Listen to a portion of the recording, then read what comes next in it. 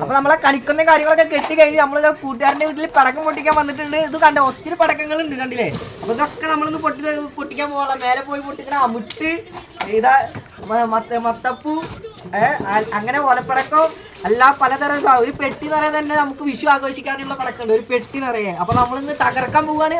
എല്ലാരും വരെ നമുക്കിത് പടക്കം പൊട്ടിക്കാൻ കാലമായോ.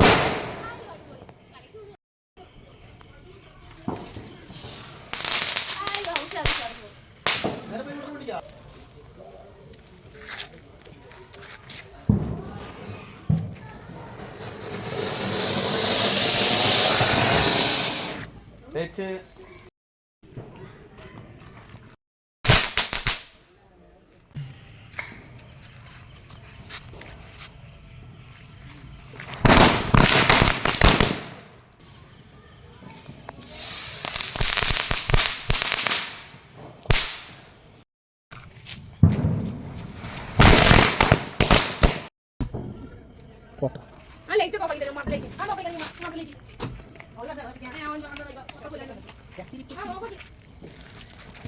Karena അവിടെ ചിലപ്പോൾ പൊട്ടണ്ടേ ഇപ്പൊ ഫ്ലാഷ്